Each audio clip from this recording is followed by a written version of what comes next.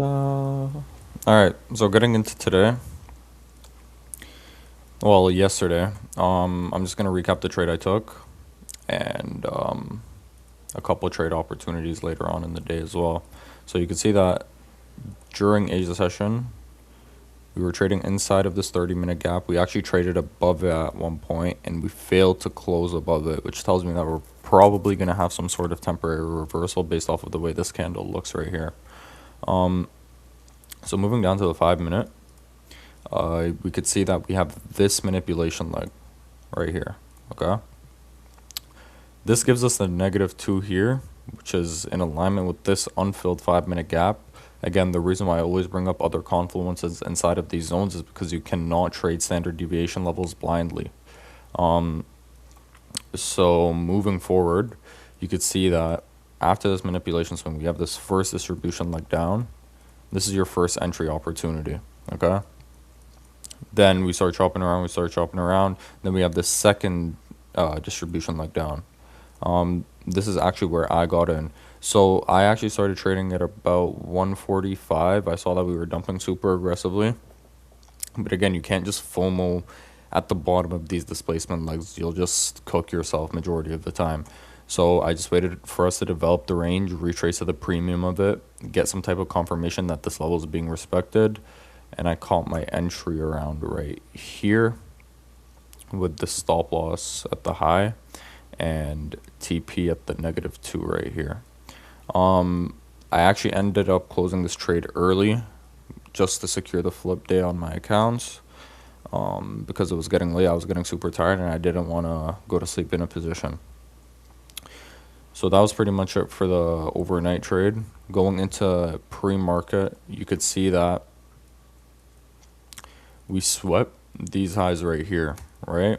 When we did so, we created this manipulation like from this swing high to the swing low, giving us all of these levels here, the -2 right here and the -4 here.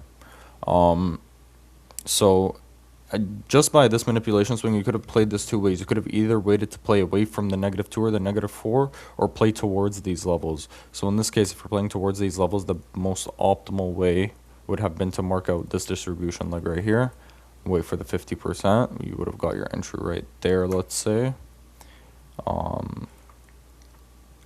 And then stop loss at the high right here. TP at -2 would have been your safest bet, giving you a 1 to 2 RR. However, the reason why I bring this manipulation swing up to begin with was because it is a high probability one, considering that this manipulation swing was the one that swept liquidity, and this manipulation swing is also present on multiple different low time frames. So it's present on the 2-minute and the 1-minute as well, right here. So I think the most ideal way to play based off of this projection would have been to wait for the -4, because that would have resulted in us sweeping the low right here. And this was a perfect example of how to play away from the -4. So you could see that, okay, we swept this low into this -4 level. And if you go down on the 1-minute, sweeping this low and tapping the -4 level created a 1-minute manipulation swing right here. Normally, I advocate for entering at the 50% of the first distribution leg. In this case, it would have been, you could have looked at it as this one right here. However, this candle is not very ideal, you could say, because of the way it closed. There was a big wick in the opposing direction that you want, and could have easily just ran down right here, swept the lows again, and then continued to run higher.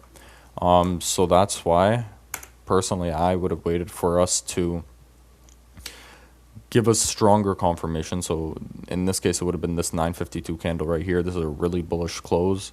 And then you could have either entered at the top right there, or ideally waited for the 50% of that whole range and caught your entry down in discount.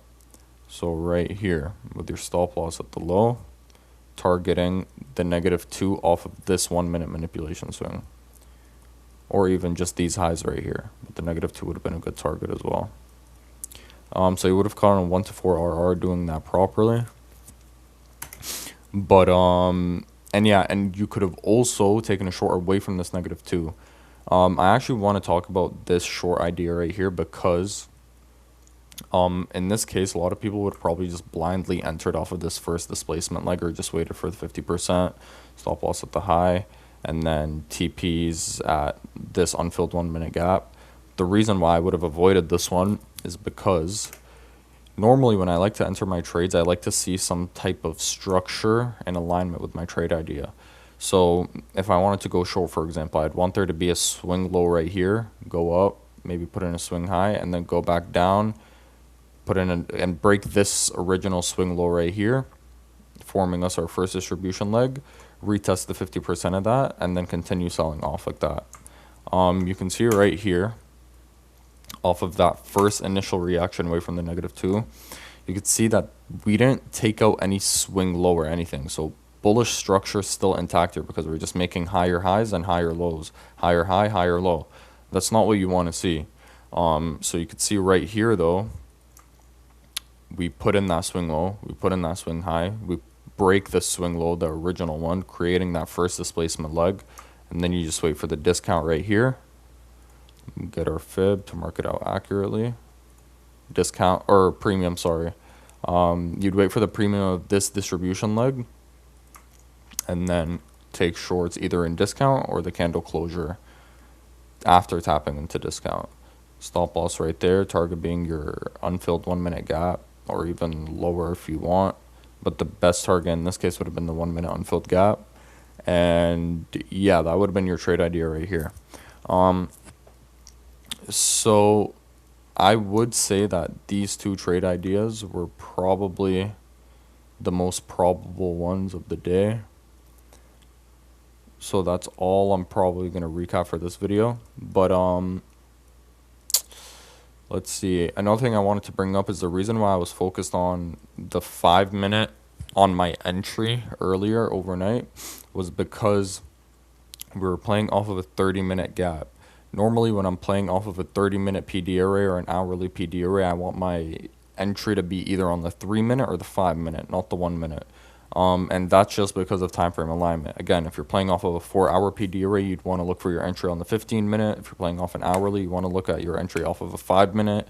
If you're looking off 30 minute, you want your entry to probably be either on the 3 minute or the 5 minute. If you're looking at a 15-minute chart for your thesis, your entry would likely be on the 1 minute chart. And these are just certain principles that I like to play off of to be a bit more selective and be able to read the market more clearly. But yeah, overall, this week has provided so much opportunity. I might be dropping a video recapping the whole week in general, and just showing you guys how I navigated trading in this price action. But overall, Friday was pretty clean, and there was a lot of different entry opportunities. And yeah, that's pretty much it for this video. Thank you guys for watching.